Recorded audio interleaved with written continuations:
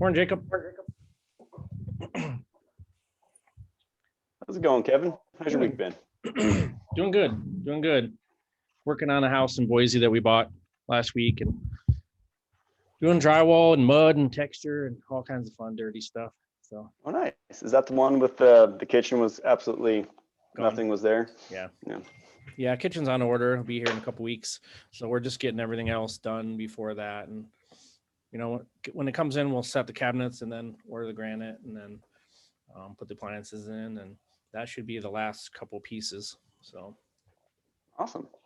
Yeah, fireplace was shot, so I'm trying to get a new one of those put in. So just a gas insert. Oh, okay. Yeah. It was not what was there was not up to code or safe or anything, so couldn't use it anyways. Yeah. And it kind of makes the living room, so I think it's worth spending the money to put a new one in. Yeah, it makes it look a lot nicer. Yeah, I would appreciate that if I was buying it. So today I have to figure out how to texture mud. I bought a texture gun and like this bag of mud that goes on the bottom of it. And it's and like sprays it out, right? Yeah. So never done that before, but I mean I've used the cans and stuff, but never like a real gun that hooks up to an air hose, Yep. So I'm sure it'll be easy, just like paint, But yeah, I did it once when I was in high school, like a church project thing, helping renovate a house, something like that. And yeah, it's cool. If I could do it in in high school and a sophomore. It only has like two things. You just plug in the air, and then I think it's based on probably pressure, in the air gun. So just adjust the air compressor to whatever pressure you want to blast out of it. Yeah. So Levi, how you been? Hey, pretty good. Can you hear me okay? Yep. Looks like you're in a vehicle. Yeah, I'm just driving to the coffee shop right now. Cool. Staying busy. Working on a refi, getting that wrapped up for just actually the place I'm living at right now. So kind of doing the burst strategy on that, and then working on refining a few more rentals, just trying to get better loan rates and stuff before rates have gone up just a little bit. So before they keep going up. So working on that. And got 3 projects going, Caldwell, Nampa, Boise, and then just put one under contract yesterday in Emmett. Good job. So yeah, just kind of board. What's that? Go ahead. Oh, I didn't hear. So it sounded like something. Leaving for Hawaii on Friday. Gonna get out of town for a week and just trying to make sure everybody's lined up for the week that I'm gone. Things are that's cool. Moving right along. Your phone still works there, so unless you turn it off. Yeah, just the time change, and I get up early anyway, so I'll probably get it a little extra early for the time. But for the most part, everything's going pretty good. The couple places that I have in Tampa and Caldwell, I think I might just hold for a little while and keep as rentals, just because actually one of them's going to cash flow probably pretty well, which is like nearly impossible, I feel like, around here. Yeah, no doubt.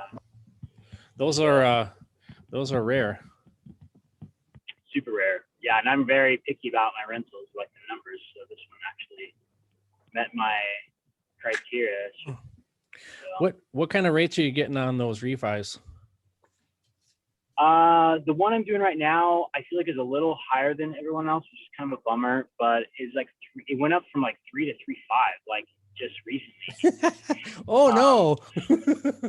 But it's something in the world. I mean, I need to free up the capital, so that's the most important part. So I'm not gonna, cry about it. But on my rentals, on my other rentals, I'm gonna be refining Mountain Home and some other areas.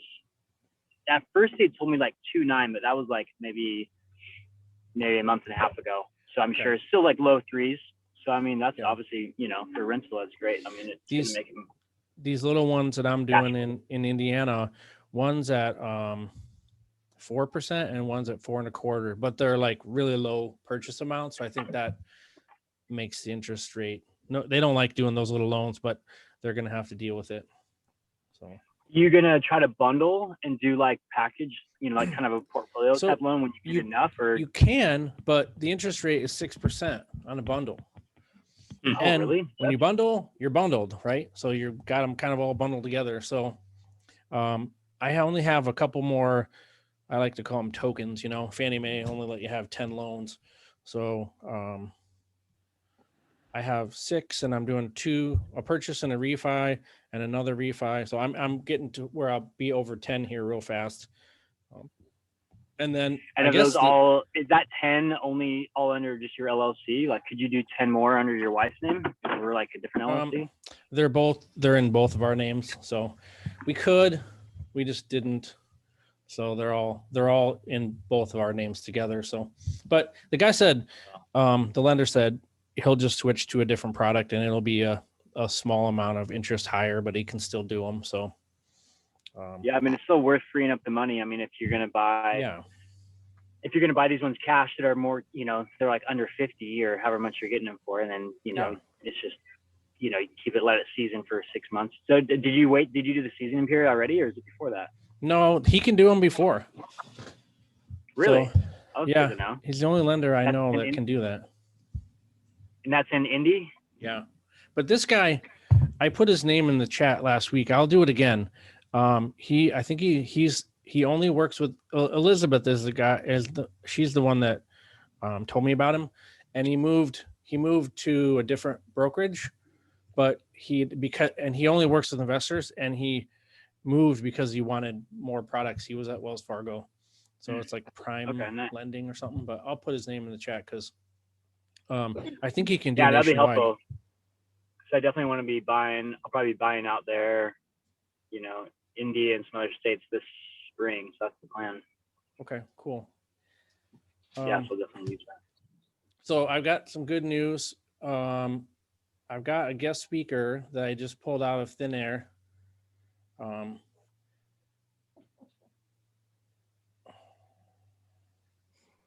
So this guy is the wholesaler that I bought a bunch of properties from. So give me 1 second, and I'm going to invite him to the chat.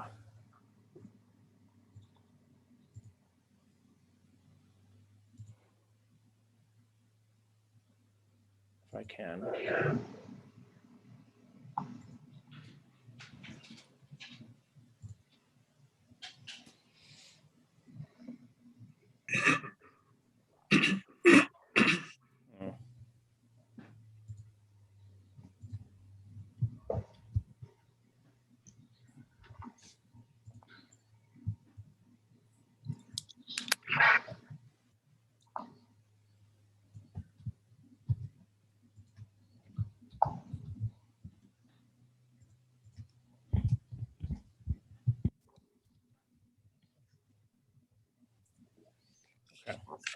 Send him the email. See if I can get him to come on here. So his name's Steve Lawson, and he's a wholesaler. He's been wholesaling for I think over 20 years. He's friends with my realtor friend in Indy. And then next week we've got a guy, Bo Kim from California, that has amassed 65 properties in the last 3 years. And so we're going to interview him as well. I don't need that many, but if he can do that, and he's working in like 3 different markets, super organized and detailed. He has a full-time job and a wife, and does this as well. So pretty impressive. So get your questions for him. Also, Steve, he wholesales properties in Indianapolis and then up northeast in like Anderson and Muncie. And that's where I bought the stuff from him. So we can ask him questions about those markets. And so think about some questions you might want to ask him when he pops on here as well. So I think what you guys are seeing is I am going to be retired here soon, and you're watching me do it, right? So ask me questions about what I'm doing and how I'm doing that, because in 18 months, someone else is going to have to take over this group because I'm going fishing.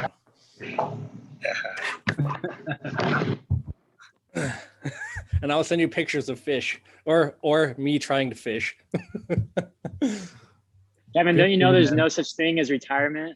I'm going fishing. There's no such thing as retirement in real estate. It's never ending. You can always keep growing and always. I will. I'm not quitting. I'm just joking. I'm not quitting. You're never gonna quit. It's too good. It's too good money. Yeah. You'll become a professional fisherman. Yeah. Maybe I'll just do more fishing than I do now. So we've got 7 camping trips planned for the summer so far, and yeah, so it's gonna be good. So Kevin, and that's all through passive income, Kevin. Like you're buying and you're holding and you're creating passive income. Yeah. So here comes Steve on the call. So with his help, and so I've got some rentals here, and then I'll create $5,000 a month passive income from over in Indiana, and I'm done. So Steve, you're on the call? Yes, sir. Oh, good. So let's see how many of us there are. 4, 8, 12. So it's 15 of us on the call. So this I do this group every week, and we've been doing this for almost a year together now. And everybody here is from the Boise market, and some folks invest out of state, and so I wanted to have you on the call. I appreciate you doing this last minute, and tell us about what your experience is with the Indy market and the Anderson and Muncie market, and because Boise, I don't know if you know what's happening around here, but we experienced 25% growth last year in our market. Right. Yep. And there's very, if you can find cash flow here, it's because you have a lot of money. Well, just a quick background. So I guess a few things, and I'll tell you what I'm working on right now. So I was actually a certified financial planner for about 10 years. And so I help people invest in stocks, bonds, and mutual funds. And then in 2002, I switched over to helping people invest in real estate instead. So I've been working with real estate investors since 2002, primarily in Indianapolis. But then in the last couple of years, we started expanding to offer other markets as well. And to give you an idea, I got back from Jacksonville last night. That's one of the markets that we're real excited about. But I did research on 56 different potential markets around the country for the best places for real estate investors. And I just, being a numbers person, I looked at all the stats, and yes, I saw where people are moving to and home prices and things like that. And I saw Boise pop up there a few times on people moving to Boise. It's crazy, the population growth you guys are experiencing, which is great from a long-term trend standpoint, but not necessarily the best from a cash flow and investment standpoint. So, but the primary market I've been in for over 15 years is Indianapolis. It's just been a good, solid market. Great economy. One of the advantages of the economy is, unlike a lot of the Midwest, it's not based on any one industry, especially not manufacturing. We've got IT jobs. We have several insurance companies. We have hospitals. We have Eli Lilly pharmaceutical headquarters is here. So it's a very diverse and employment. Transportation. Yeah. We've got some big transportation hubs there too, I think. Oh yeah, definitely. Yeah, big transportation hubs, correct. And again, just when you look, it's called the Crossroads of America. Is one of the nicknames for the city. And it's just, when you look at the interstates coming in and out of Indianapolis, it's crazy. But within 3 hours, I can be in so many different places, from Chicago to Louisville, Columbus, Cincinnati, Dayton, and you'll 5 hours, and it's just you add Cleveland and Detroit and Milwaukee and St. Louis.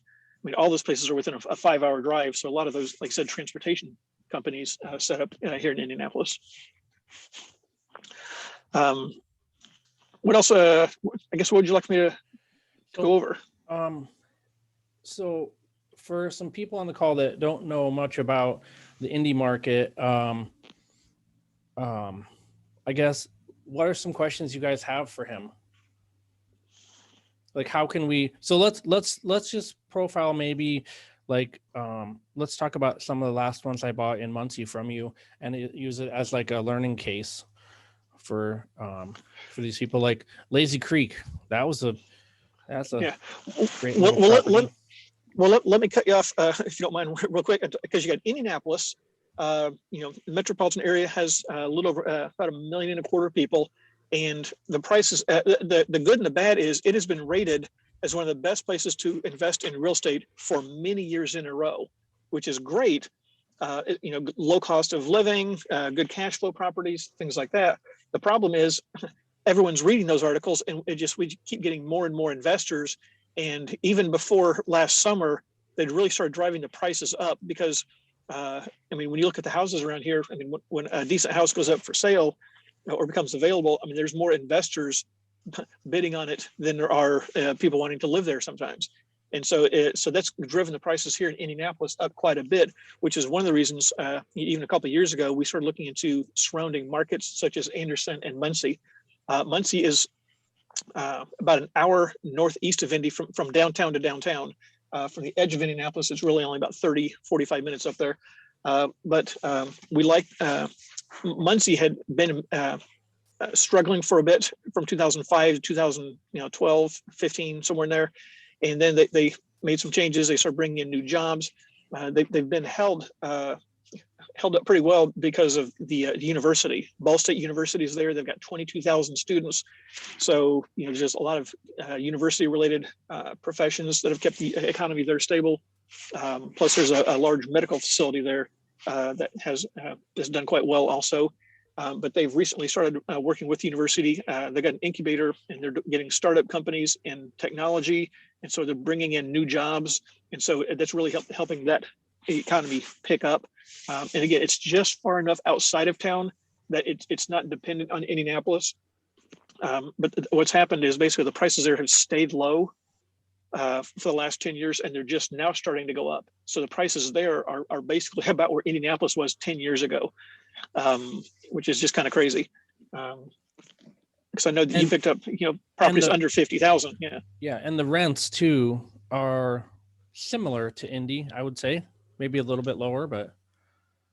Yeah, based on our studies, like the average prices of the properties that we're finding, properties were about 30 to 40% lower, but the rents were about 10 to 15% lower. So you're getting, much less, which basically just means better cash on cash returns. Yeah, and that's what I'm seeing too. We bought that Lazy Creek property for 31 grand, and I put 21 into it. So 31 plus 21, so 52, 50. And it comps, I think, in the 60 range, but now it's all brand new again. So, and what is your property manager renting it for? 800 is what he's going to advertise it for. Okay. So, I'm expecting that thing to cash flow about $250 a month, positive cash flow after a refinance. Somewhere right in that number. Kevin? Yeah. This is a residential rental? Sorry, say that again. This is a residential rental? Yeah, it's a single family, 3-bed, 1-bath house. Okay. Yep.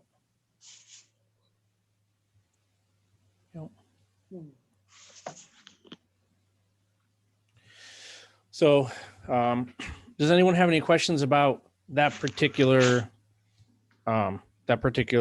project, or anything about Muncie or Indianapolis that you want to ask Steve? Steve, Well, yeah, go ahead. had you mentioned that a lot of people from what do I want to call refugees from other states are moving to that area? To Indianapolis? Yes. Or to Indiana? Not tons, but we do get a bit of that from Illinois in particular, because the tax rates in Illinois are ridiculously high. And so, when you look at, people leaving other states, there are more people moving out of Illinois than into it, and more people moving into Indiana than out of it. One of the things, and if you look at long-term trends, it's interesting that many of the cities in the Midwest have been relatively flat over the past 2-3 decades. People are moving more towards the southeast, and so you're seeing huge growth in the Carolinas, Georgia, Alabama, Florida, But Indianapolis is actually one of the few that's kind of bucked that trend and has actually been experiencing growth in the Midwest, pretty strong growth here. Okay. So say somebody wanted to look at some of your assets. What your website is? I'm going to put it in the chat for everybody. So Please do. Yeah, go ahead. It's the discount property vault address. Okay. I actually don't remember the exact name off the top of my head, and I apologize. I'm in the car right now instead of in front of my computer. Yeah, no worries. But while you're looking that up, one thing is I did want to talk about is Anderson, and Anderson is kind of an interesting market because 10 years ago it was considered outside of Indianapolis. It's actually about halfway between Indianapolis and Muncie. And what's happened is as Indianapolis has grown, Indianapolis has kind of started swallowing up Anderson, so to speak. And now most people just consider it a suburb. Well, it's only about 20 minutes from the edge of Anderson to the edge of Indianapolis. But Anderson has about 70,000 people. It's got a small university there. And it's got a few other things that are quite appealing. But it had also, it had been based, the economy based largely on manufacturing up until 15 years ago. They lost two of their larger plants in like 2005 and 2008. And so the city had remained, again, people had been moving out of the city. And so with supply and demand, if there's not much demand for the real estate, price doesn't go up. And so it had stayed pretty flat for, like I said, most of the last 10 years, up until the last couple of years. They made some changes there and they're bringing in jobs by the hundreds now. They had in 1 month last year, they had 4 announcements of new companies investing over $300 million to bring in new jobs to Anderson. And all that at the same time that it's starting to be kind of swallowed up by Indianapolis. And so you're starting to see those prices really increase there. But like Muncie, the prices there are closer to where Indianapolis was 10 years ago. But I think that you're going to get above average appreciation because I think it will eventually catch up to Indianapolis from a price standpoint now that it's kind of considered a suburb. It's the new North End. That's what we have. Basically, yeah. Yeah. That's a little inside joke from Boise. Yeah. Yeah. I'm gonna, if it's okay, I'll share your screen. Do you have that new property in Anderson you guys just bought? Do you still have that one? Although on 17th. Yeah, there was a 4-bed. Yeah, it was the one. 4-bed, 2-bath on 17th Street. I'll see if I can find it in here. It should be. It should be towards the top even. Here it is. So I've got it pulled up. It's a 4-bed, 2-bath. The property manager that Steve introduced me to verified you could get $1,000 a month rent out of this thing. And you own it now, right, Steve? Correct. Okay. And just a couple of comps. There's not too many other 4-bed, 2-baths in the area. There's a couple 3-1s, a couple of 4-1s, but the only 4-bed, 2-bath comps, one sold for $80,000, the other for $87,000. So that's really about what the value would be in good shape. It needs a little bit of work, like paint, but pretty minor. It should do cash flow quite nicely. Yeah. So I was thinking about buying this thing, but if anyone else, wants to take it. So one thing we were talking about is, do you have a home inspection yet on it? I know that was being scheduled. I don't know what day that was. Okay. I apologize. I just got back last night, so I'm getting caught up on a few things myself. Yeah, but I know that was supposed to be scheduled, but that should be done this week. And then, are you going to have contractor give you put a bid together too? We usually wait and we usually wait until we have a specific buyer, and the reason for that is one of the things I learned over the years is that every buyer wants things done differently. Yeah, and so I usually wait because some say, "Oh, I just want the bare minimum, as long as it's livable." Others want, "No, I want to upgrade the countertops. I want to upgrade this. I want to upgrade that." So we usually wait until we have a specific buyer to get an actual bid. Okay. And I've used Morris, his contractor. He's renovated 2 houses for me in the last couple weeks. That guy does a great job. I FaceTimed him at the properties and walked through, and then we did another like a final punch list and added some more stuff to make it like just perfect. So Good. yeah, he's doing a good job for me. So if you guys want to, learn about some of his properties, go to that link. And this one, I think this one could be good if it checks out. Mhm.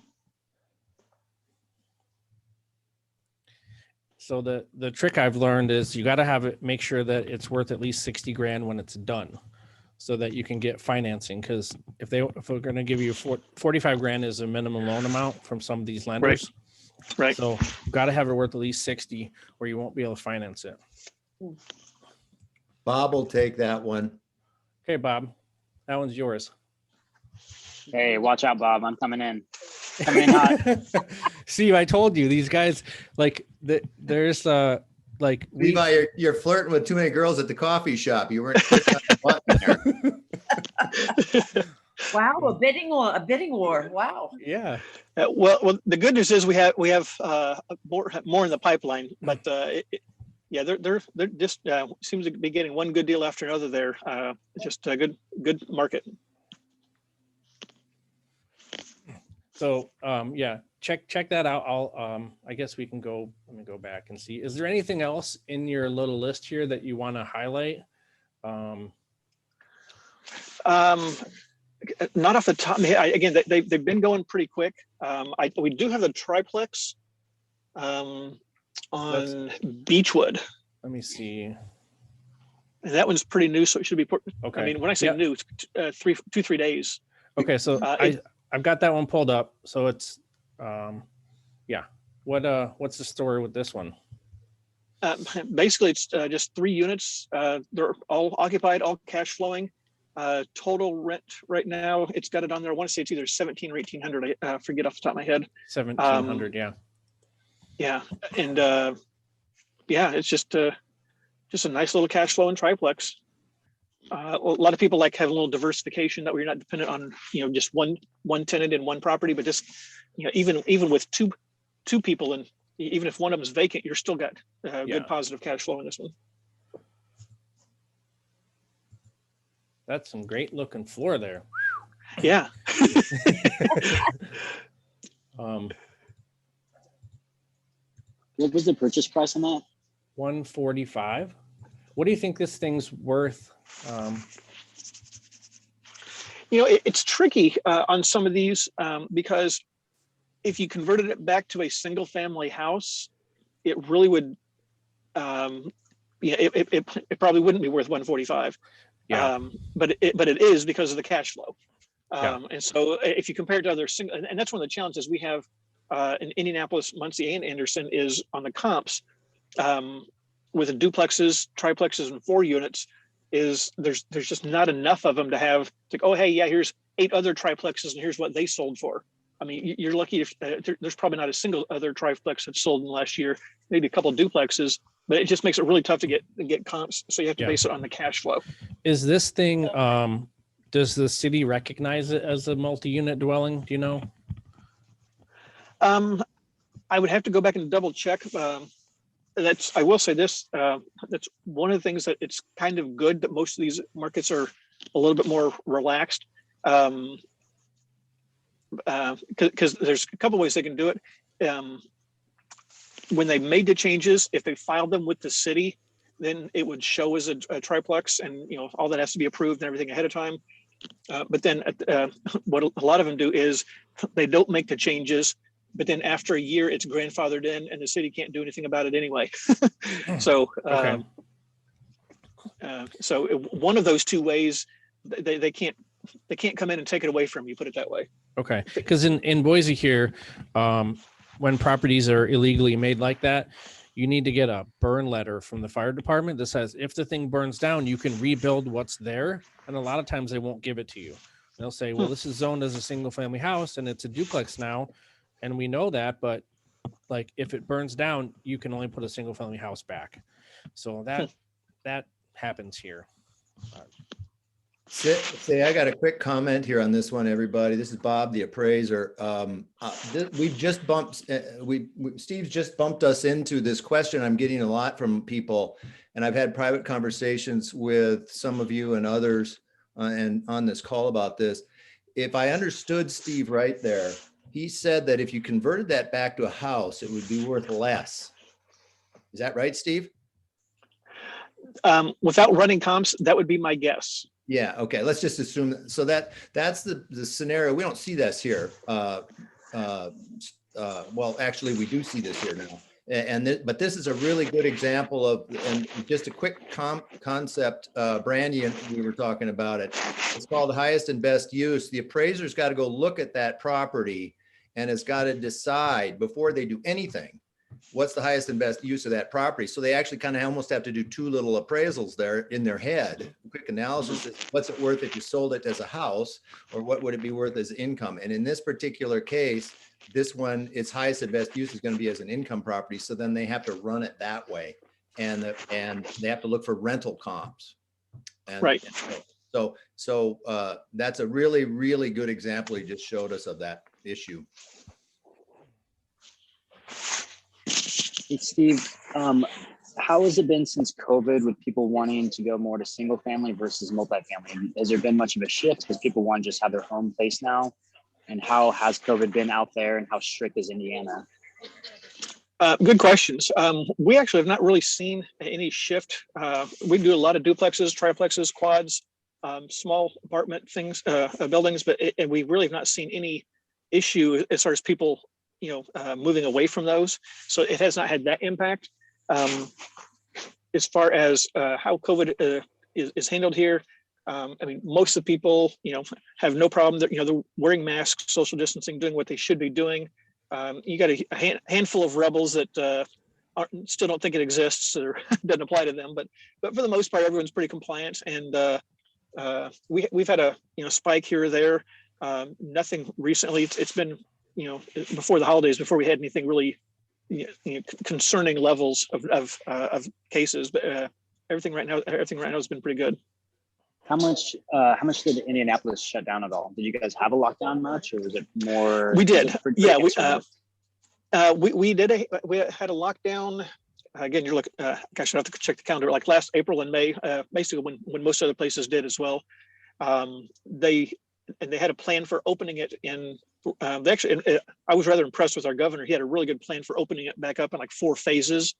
Over, hey, once we hit this, then here's the next phase. Then we open this, and then we open, restaurants, but at half capacity. Then we, things like that. So he had a really good plan, and we were proceeding until about July or so when we kind of got stuck on one of the phases, and we just never hit the numbers to be able to move beyond that. But we did have a lockdown, total lockdown for a while.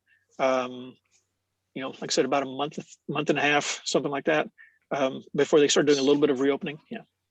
How are things there right now? Are things pretty open? Yeah, as a matter of fact, there's pretty much everything is open. It's just everyone has to wear a mask. So, but I'm not gonna say it's back to normal. But as far as openings and closings, the restaurants are doing fine. You don't see. The bowling alley is open. Actually, there's one not too far from my house. My son had a birthday recently. He wanted to go bowling. And the place has 84 lanes, and we had to wait 3 days to get one lane. It's just packed. But the day when we finally went there, you get there and everyone's wearing a mask, and unless they're at the bar eating some food, getting a drink. But so everything's operating. You just have to wear a mask. On most of the properties that you wholesale, what's the turnaround time like? What's the closing date on average? Is it quick? Is there standard, or is every property different? It varies. So we usually try and turn them around pretty quick. Obviously, if it's a cash purchase, 2-3 weeks is pretty normal. From the time we get the property to the time we sell it, we usually try and make that within 30 days. So, by the time we get a property under contract to the time we start marketing is usually, 2-3 days. So hopefully, once you look at it, yep, I like it, do your due diligence, get it under contract. You can have an inspector check it out, contractor check it out. But usually, we try and get them closed within, 3-4 weeks. Every now and then, we will actually buy a property that we hold ourselves for a while. And so we got a little bit more time on those if needed. And so we don't do that as often, but that for someone who's going to be getting financing, a lot of times we have to go that route, a property that we own and we can control the, if we need an extra week or two at the end, we've got that flexibility. That makes sense? Are most of these properties, yeah, totally. Are most of these properties occupied or vacant? Yeah, good question. It's quite a mix. Just to give an idea, what we try and find the most of are good properties that need a little bit of work. Hey, some flooring, paint, kitchen sink, new toilet, something like that. Just basic, simple repairs between $5,000 and $15,000 total. A lot of the times it's, hey, the old tenant just moved out and the landlord doesn't want to mess with it. Those are perfect. And so a lot of times they are vacant. But we've also found quite a few. This triplex is a good example where it's already cash flowing. It just, the seller just needs to sell, and it is cash flowing. So sometimes they are occupied. Steve, do you do property management too, or you're just wholesaling the properties? I do not. I did property management for a few years, for about 4 years actually, as a kind of an additional service. And not to be too blunt, I just discovered I'm not good at it and I don't like it. I'm not sure if I don't like it because I'm not good at it or vice versa. But it wasn't the best thing for my investors, and I just there's other property managers in town that were just doing a much better job than I was. So I closed mine down, and I've got 2 or 3 different ones that I refer people to and connect them with, and do handle it that way. Are you holding your own portfolio in that area then also? Yes. And what are you doing multifamily and single family? Have you seen any trends between each one that you prefer more or less? It's kind of weird because we have a lot of people that like the multi-unit. And again, if you're looking for cash flow, then you're going to get better cash flow from a multi-unit. I mean, that's just pretty common. It's much more difficult to find those in general, but for some reason, the last 60 days, we have found more multi-units than we did in the prior 10 months. It's just we've got we just had a package of 4 duplexes that we sold 2 days ago, all occupied. So all 8 units tenanted, cash flowing. We actually had another 8 units, 2 4 units, this triplex, and several duplexes. So we just quite a few small multifamilies in the last 60 days.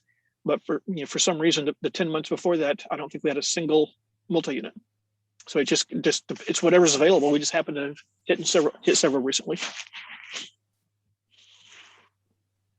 Steve, this is Nando. I'm a newbie wholesaler.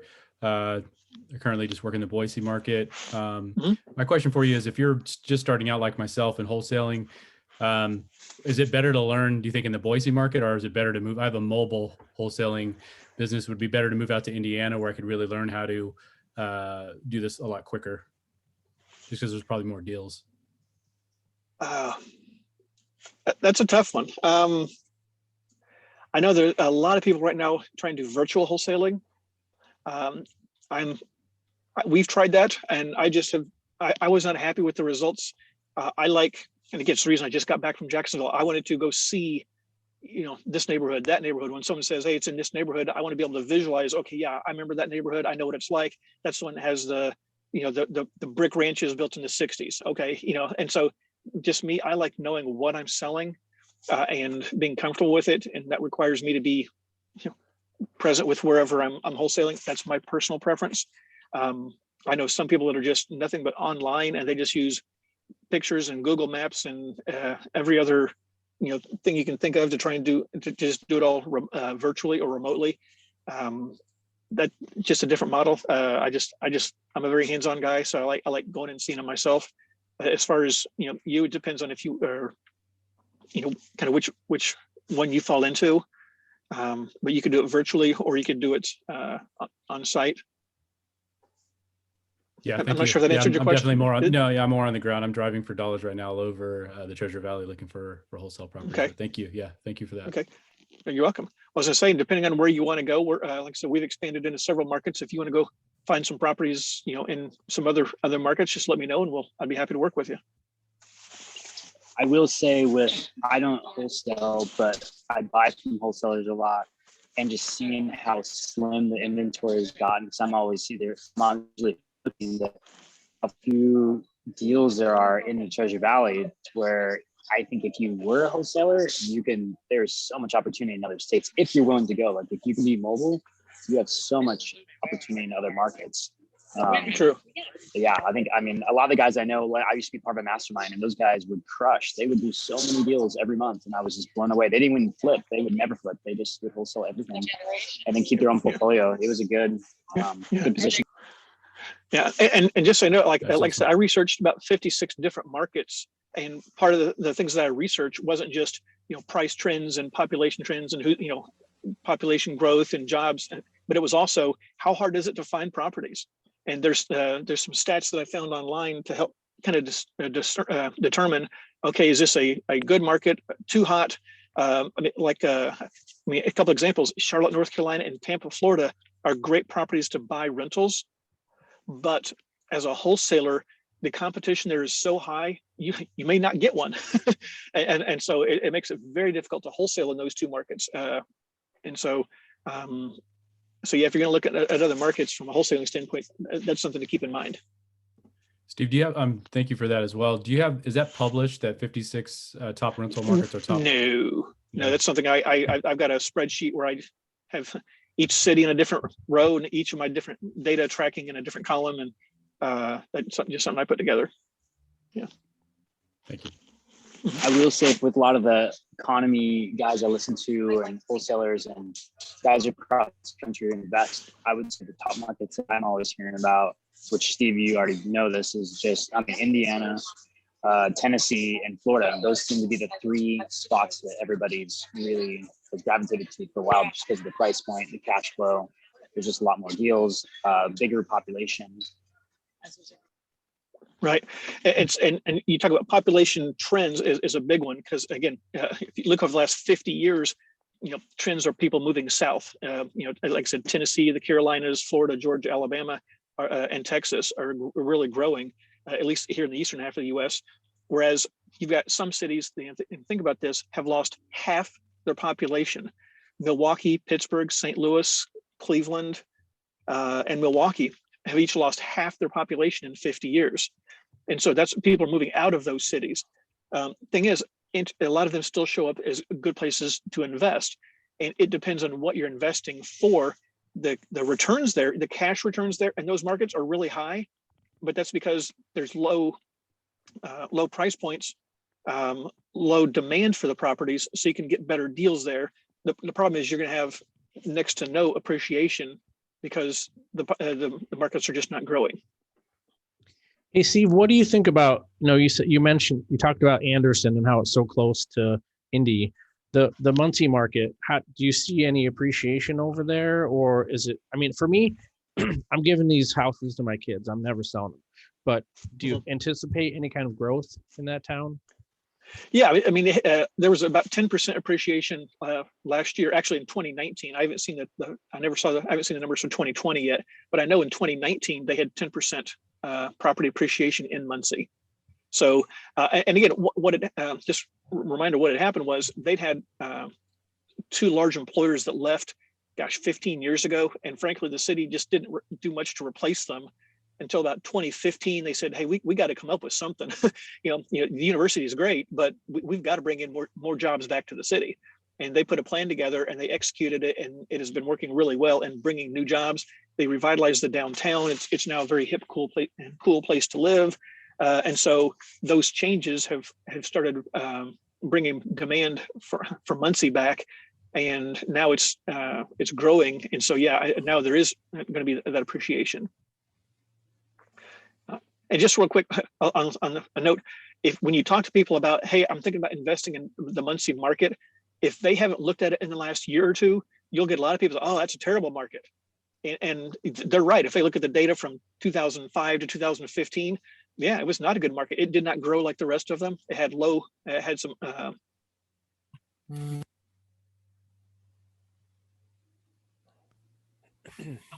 it was losing some population. The price was stagnant, but that changed. But again, anyone who hasn't looked at it recently may not know that.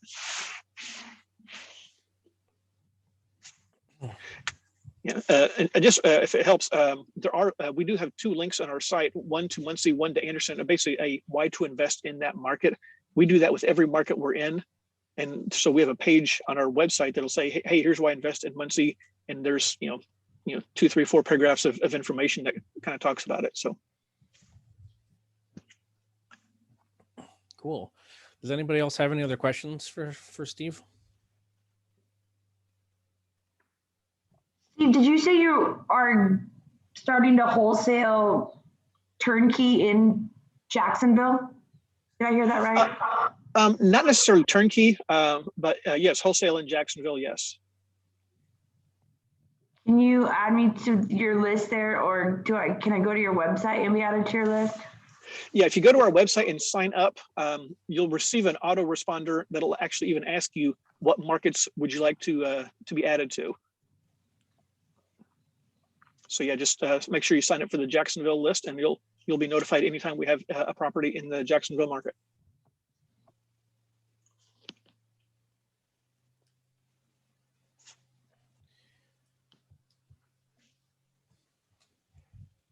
Awesome. Anything else?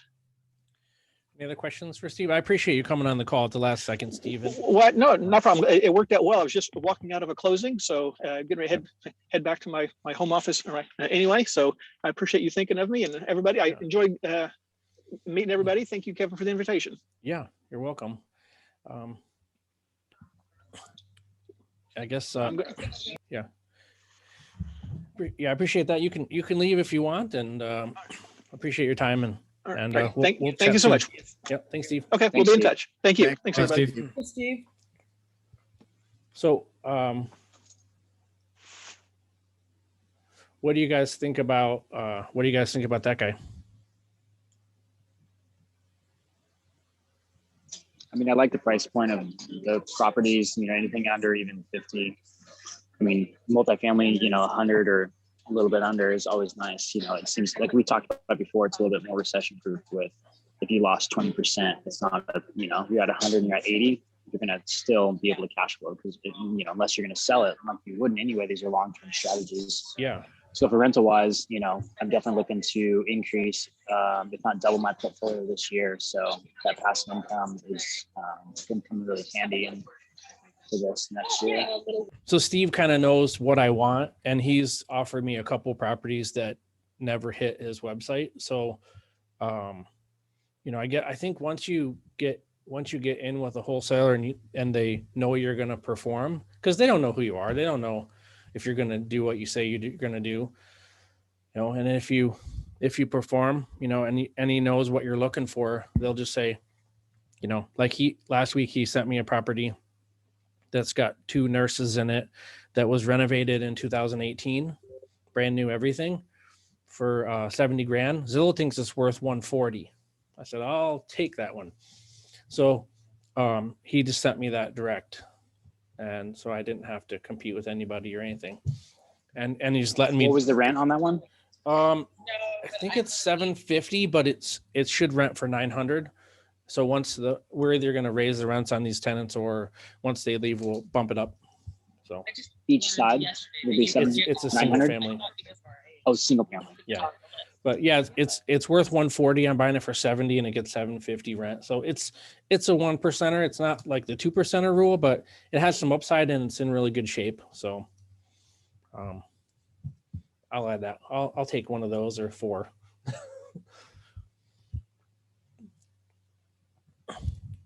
So I think that to me, these little base hits, just keep adding them in until I get to $5,000 a month. So I think, and Steve he seems to find product. And so, and there's two big wholesalers, Simple Wholesaling and Mainstay Property Group. Those are the two biggest names in that town. And you can get on their list too and see what they have.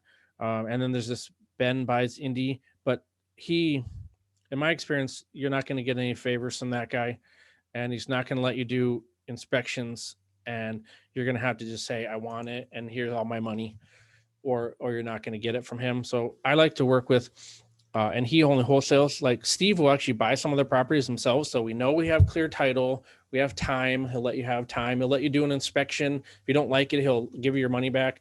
The Simple Wholesaling guys are the same way. I put a property under contract. I did my home inspection and repair bid, and it was way blown out from what I thought. And he returned my earnest money. He didn't have to do that.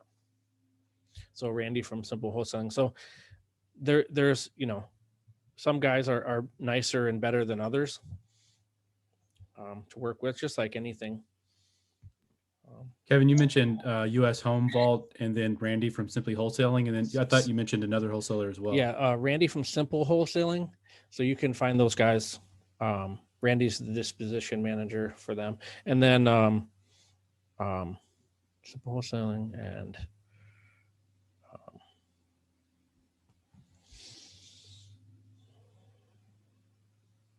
I'll think of it. My brain went blank for a second.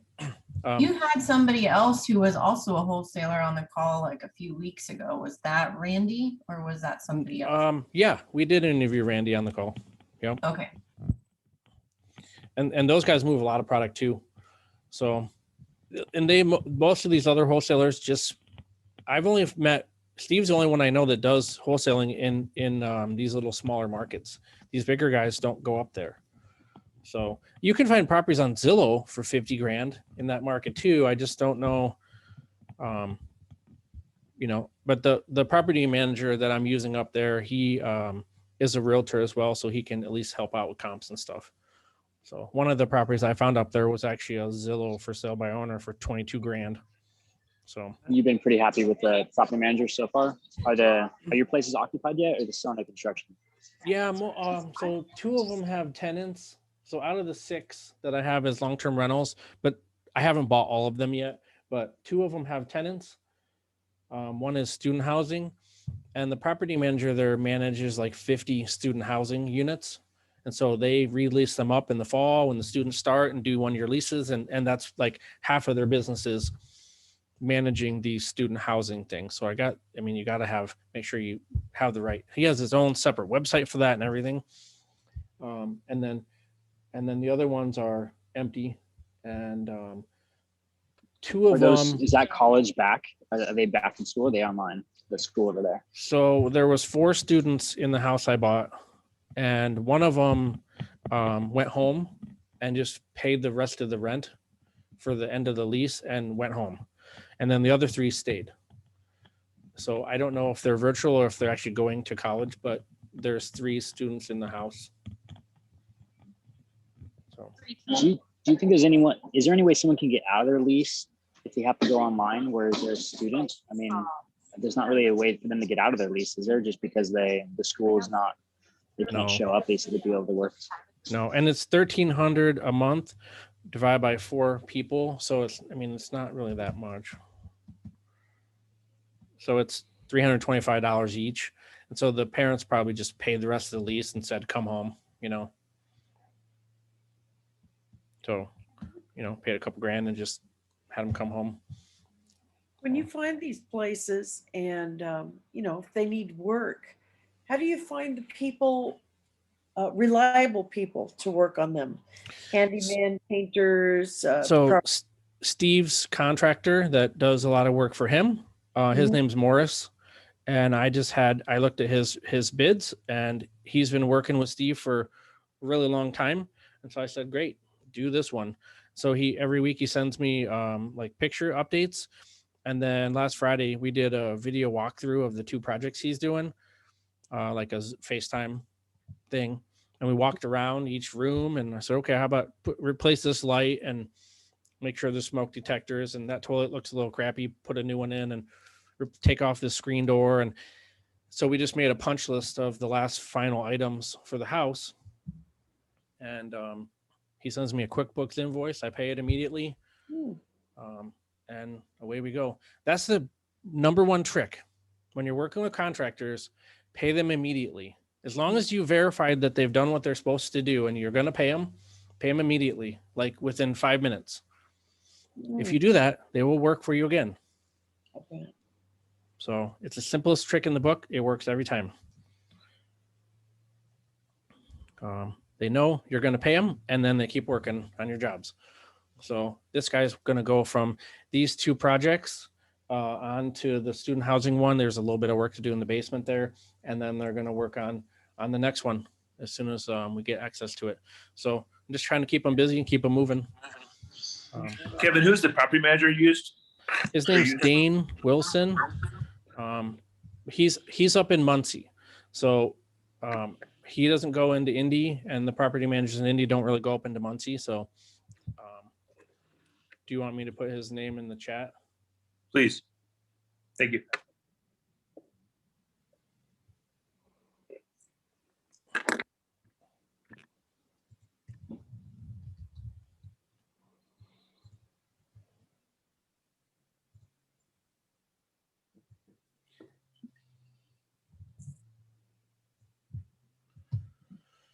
Could I ask you a couple questions about local people here? Do you have anyone you could recommend who does, like if the interior of a place needs repainting? There was a second thing, but I can't think of it at the moment. Does anyone have a good painter they can recommend?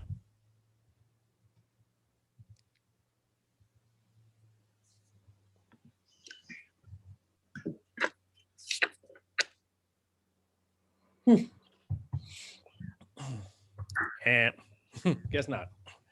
I guess not. Okay. I don't really have a great painter I can recommend, but anyone else know anybody? There's a paint guy. I'm trying to think of his last name. His first name is Chris. He does YouTube here in Boise. I know if you reach out to him, I can give you his phone number if you want to get in contact with me. Really good guy, and I'm sure he has painters that he can rely on here locally. Great. Don, I can recommend somebody to you as well. Okay. Donna, just put your phone number or email in the chat, and that way these guys can send you their information. Well, I hope that was informational. Next week we're gonna have Bo Kim on. He has amassed 65 rental doors in the last 3 years. He lives in California, just like everyone else in the world. But he invests in Indianapolis and a couple other markets, and he's just crushing it. So sounds like a black belt to me.